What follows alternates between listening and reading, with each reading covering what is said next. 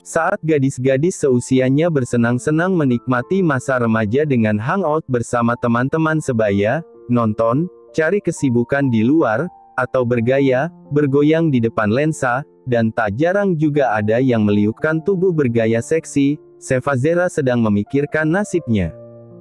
Mengunci rapat kamar satunya yang menghadap ke lapangan, Sheva berdiri di jendela besar tersebut. Ia merenungi tindakan yang mendorong Atshan. Ia memeluk dirinya sendiri.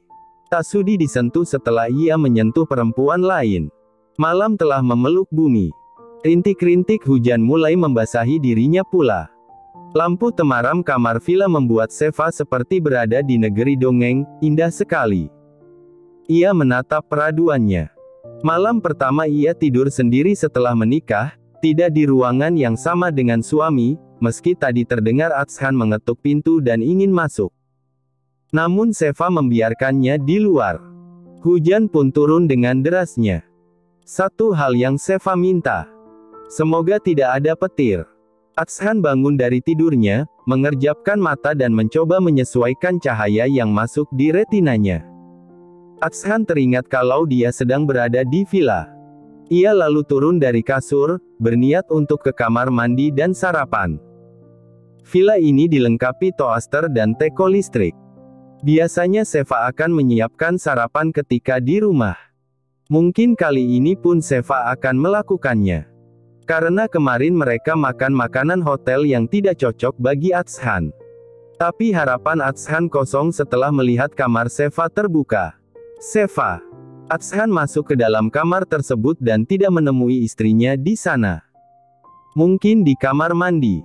Pembicaraan mereka belum selesai kemarin. Atshan akan menjelaskan kalau ia dan Alea tak sempat nina-ninu dan ia harap Sheva paham dan mau mempercayainya. Atshan menuju kamar mandi. Kosong. Dia yang panik lalu keluar dari villa. Sheva, Sheva. Berkeliling villa dan mencari Sheva. Sheva, Sheva. Nyari Mbak Sheva, Bang. Langkah Atshan terhenti ketika melihat Rahul Hana menemuinya. Rahul sedikit takut karena tak biasanya sang tuan muda berwajah sangat ketus padanya. Ah, maaf bang. Tadi Mbak Sheva saya antar ke taman bunga di sana. Dekat danau. Mungkin mau di sana. Kata Mbak Sheva, mau cari udara segar. Kok bilangnya sama Mang Rahul? Tunjuk Atshan. Abangnya masih bobo. Atshan tahu, Rahul Hana tidak sedekat Tama dengan istrinya, namun dia tidak menyukai kalau Sheva memberitahu Rahul kemana ia akan pergi. Tanpa bicara panjang lagi, Atshan langsung ke tempat yang dimaksud. Sheva mencintai alam. Ia suka dengan alaminya udara di tempat wisata ini. Bak anak kecil yang kalap melihat air jernih yang mengalir, Sheva menyusuri batu-batu besar di tengah arus tenang air. Lalu membenamkan kaki jenjangnya. Berjalan ia menyusuri sungai. Mengabadikan tempat ini dengan bergaya selfie.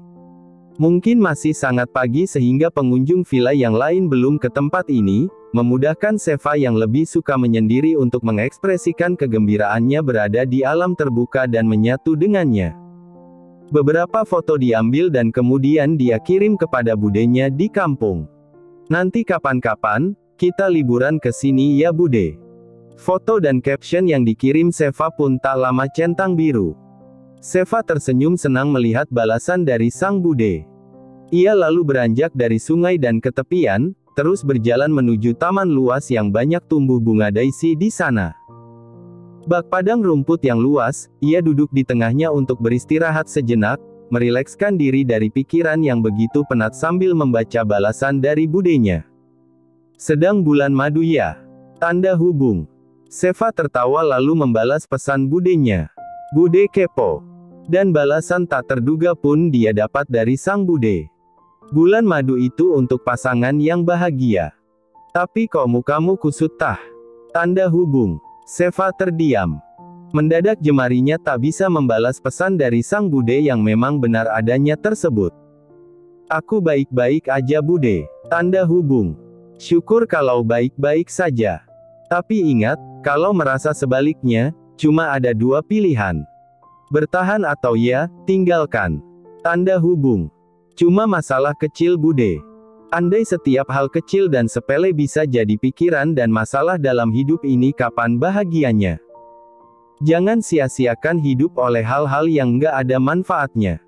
Seva memeluk erat ponselnya seolah sang Bude yang sedang berbicara langsung dan memberikannya semangat untuk menjalani kehidupan. Seva menarik nafas dalam-dalam kemudian menghembuskannya. Dia ulangi kegiatan itu sampai 3 kali. Ada sedikit perasaan lega ketika dia memutuskan untuk tidak memasukkan hal-hal yang akan menyia-nyiakan waktunya ke dalam hati. Setelah berhasil mendapatkan ketenangan diri, Seva lalu melirik bunga-bunga daisy yang ada di sekelilingnya. Ia bangun. Ia petik bunga-bunga berukuran kecil berwarna putih pada kelopaknya itu. Dari kejauhan, akhirnya Atshan bisa menemukan istrinya. Atshan mengerutkan kening ketika Seva mencabuti bunga daisy dan berjongkok membelakangi dirinya. Atshan masih diam memperhatikan meski tak tahu apa yang dilakukan Seva. Seva menata bunga-bunga itu di atas tanah, merangkai huruf S.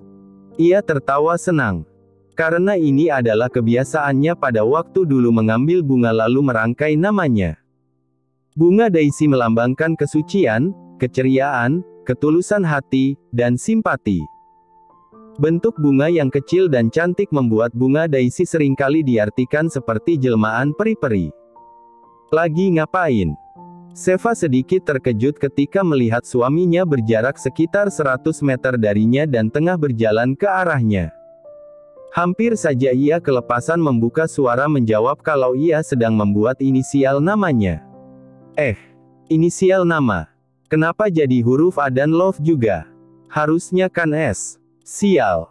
Umpatnya langsung membuyarkan tatanan bunga itu.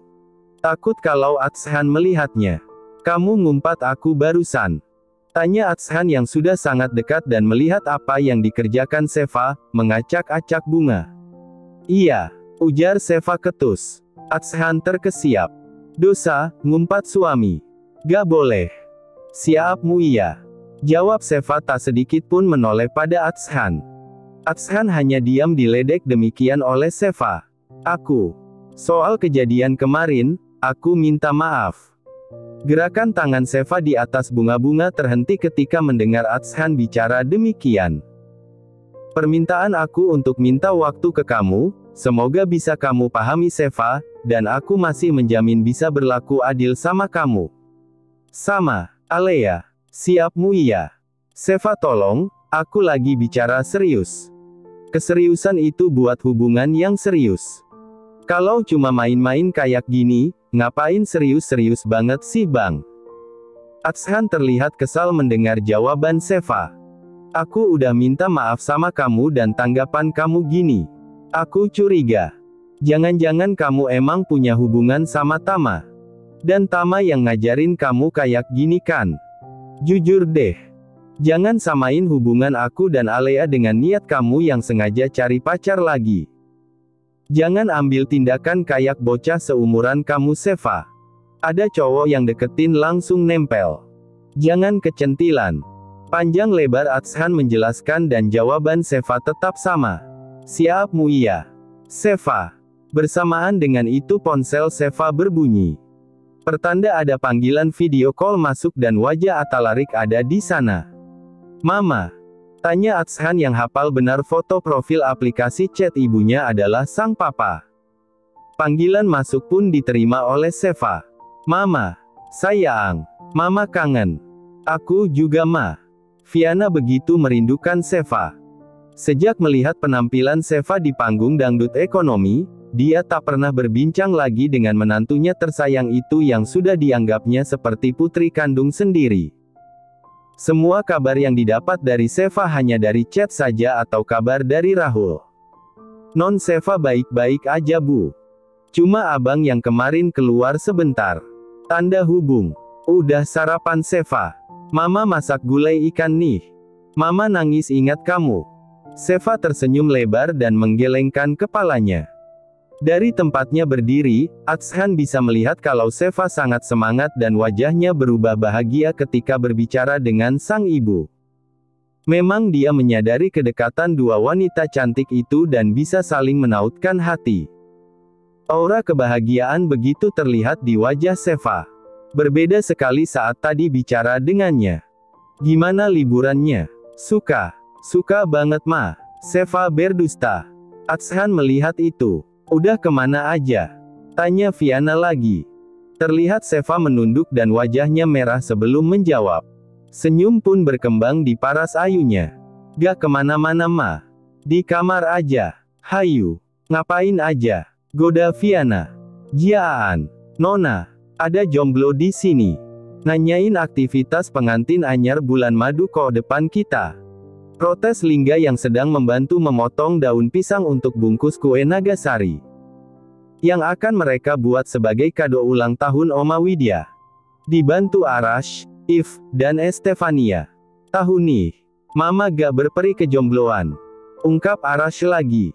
Fiana tertawa lalu membawa ponselnya menjauhi anak serta cucunya tersebut. Wajah Sheva terlihat berseri di sana. Atshan. Enggak di sana ya, sayang. Tebak Fiana. Ia seorang ibu. Ia tahu kesedihan di wajah putrinya. Sheva terdiam lalu tiba-tiba saja, Atshan duduk di sampingnya dan merangkul bahunya untuk bicara dengan sang ibu. Aku di sini ma. Fiana tersenyum namun ada keharuan di matanya, melihat Atshan dan Sheva bisa duduk sedekat itu. Mama senang lihat kalian berdua. Semoga bahagia selalu nak. Ucap Fiana. Berjanjilah pada mama bang, untuk bahagiakan Sheva. Janji ya bang. Aku janji ma. Sheva refleks melihat ke arah Atshan. Ia merasa miris pada pria itu. Sanggup berjanji di lidah dan mengingkari di hatinya. Sambungan ponsel pun tertutup. Fiana melihat kesedihan di wajah Sheva. Namun, selagi Sheva belum memberitahu keluh kesahnya, ia yakin Sheva bisa mengatasinya. Maaf sayang, aku gak bisa sekarang. Aku akan datang besok. With love Atshan. Alea tak tahan lagi. Atshan-nya mulai berubah. Ia pasti lebih mementingkan wanita muda itu. Ia yakin, Sheva sudah merubah banyak tabiat Atshan.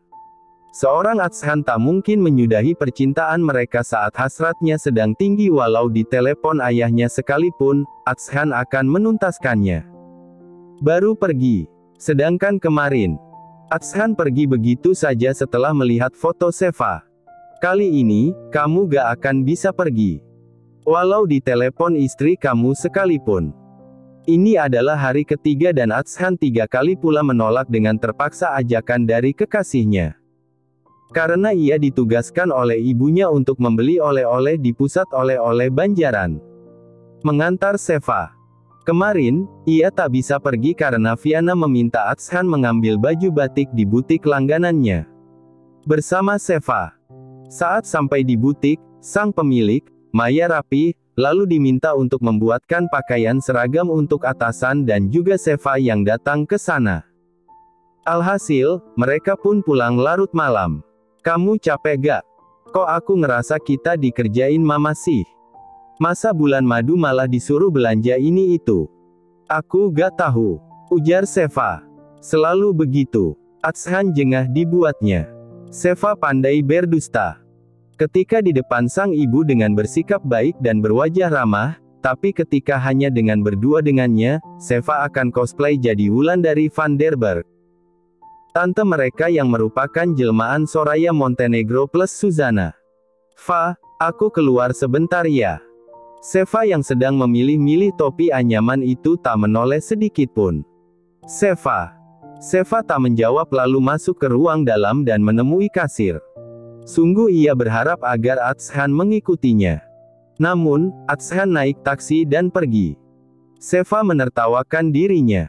Ia tahu kalau akan begini. Sampai di rumah Alea, Atshan memberikan sebuah topi cantik dengan bahan anyaman pandan padanya. Kamu mau lihat aku pakai topi ini? Tanya Alea. Pakai dong. Pasti lebih cantik. Ucap Atshan sambil minum ais mochaccino kesukaannya. Agak berbeda. Agak terasa kebas di lidah.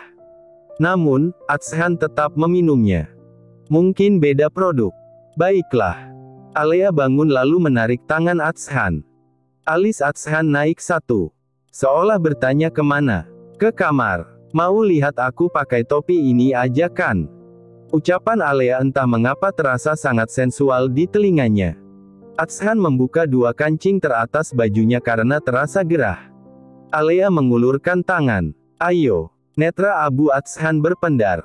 Bak kerbau dicocok hidungnya, ia ikuti kemana Alea pergi. Alea tersenyum penuh kemenangan. Saat normal saja, libido kekasihnya sangat tinggi. Apalagi setelah ia campur dengan sesuatu barusan.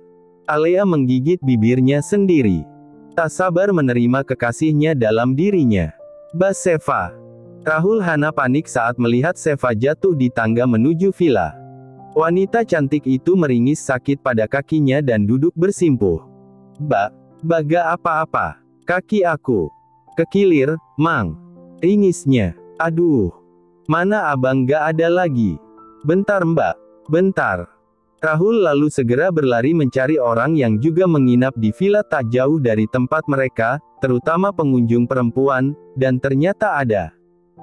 Dia meminta ibu yang juga pengunjung itu agar membantu Seva untuk memapah ke kamarnya. Kok bisa jatuh, Neng? Gak tahu, Bu. Setelah membantu memapah Seva untuk sampai di ranjangnya, sang ibu pun membantu memijat kakinya. Aduh, sakit-sakit. Terkilir ini, Neng. Tahan dikit ya. Ibu biasa begini kalau terkilir kakinya. Ini mbak, air hangatnya. Ucap Rahul sambil memberikan segelas air hangat pada sang nona muda. Makasih ya, Mang. Ucap Seva lalu menyender lagi pada sandaran tempat tidur dan membiarkan kakinya dipijat oleh ibu tadi. Rahul sungguh tak tega melihatnya. Atshan benar-benar keterlaluan memperlakukan istrinya. Rahul tahu kalau Seva pasti tidak fokus ketika naik tangga tadi karena suaminya pergi saat berbelanja dan belum kembali. Pasti ke rumah kekasihnya. Rahul yang geram, lalu menelepon Atshan. Panggilan pertama tak terjawab. Begitu juga dengan yang kedua, ketiga, serta keempat. Hampir putus asa di panggilan kelima, akhirnya panggilan pun terjawab. Apa? Jatuh. Atshan yang baru keluar dari kamar mandi karena merasa panas sekujur tubuhnya, terkejut mendapati pesan dari Rahul kalau Seva jatuh dan terkilir. Oke, saya pulang sekarang. Ucapnya menutup panggilan telepon sambil terbata. Entah kenapa dengan dirinya hari ini. Mau kemana kamu? Tanya Alea kesal karena sudah menunggu lama untuk disentuh kekasihnya yang meminta izin untuk mandi terlebih dahulu dan kini Atshan harus pergi. Seva jatuh, Alea. Jawab Atshan mulai tak berkonsentrasi. Ada sesuatu dalam dirinya yang mendorong gairahnya untuk naik ke atas, namun berusaha mati-matian untuk ditahan. Alea mencegahnya pergi. Aku kangen sama kamu. Kamu bisa panggil dokter untuk Seva. Aku janji, aku juga akan menjenguk. Sekarang. Aku kangen kamu, Atshan. Alea merangsek mencium lehernya. Atshan mulai terpancing. Ia jelas selalu menyukai sentuhan kekasihnya. Namun bukan sekarang. Dia berjanji pada Seva akan ada di sampingnya ketika dia membutuhkannya dan sekarang Seva sedang sakit pasti membutuhkannya. Alea. Dengan mata berkabut dan berkali-kali menelan salivanya, Atshan melepaskan Alea. Aku harus pulang. Aku janji akan kemari lagi. Aku janji. Tanpa meminta jawaban Alea, Atshan pergi meninggalkannya. Membuat Alea tak percaya. Ia ditolak. Pesona seorang Alea ditolak. Demi anak kecil. Di taksi, berkali-kali Atshan mengipasi dirinya dengan tangannya. Ia merasa panas sekali. Ingin ia berpikir buruk. Apakah kekasihnya memberikan obat perangsang? Tapi untuk apa? Demi apapun, efeknya tak hilang meski ia mandi tadi. Atshan tak bisa berpikir jernih. Ia ingin cepat pulang bertemu Seva. Tak lama, ia pun sampai di villanya. Sambil berlari, Atshan menuju jalan setapak itu dan terlihatlah Rahul berdiri di luar pintu villanya. Bang! Atshan menggeser bahu Rahul dan ia masuk lalu menutup pintunya. Seva yang baru akan tidur, terbangun melihat Atshan datang masuk ke kamarnya. Kamu jatuh. Kenapa? Kok bisa? Tanyanya sambil berjalan dan kini duduk di tepi ranjang menghadapnya. Seva diam sebentar. Ia melihat wajah Atshan. Ada yang tak biasa. Pandangan matanya memerah. Berkali-kali ia menjepit hidungnya seperti orang yang pilek. Aku baik-baik aja, jawab Seva. Atshan menganggukkan kepalanya. Syukurlah, aku senang kamu baik-baik aja.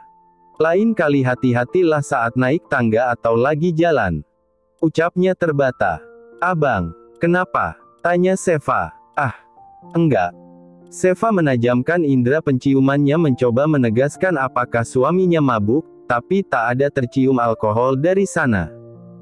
Seva mengulurkan tangannya menyentuh pipi Atshan yang merah. Abang demam. Seva terkejut ketika Atshan mendesah saat disentuhnya. Jangan pegang. Ucap Atshan menghindari tangan Seva.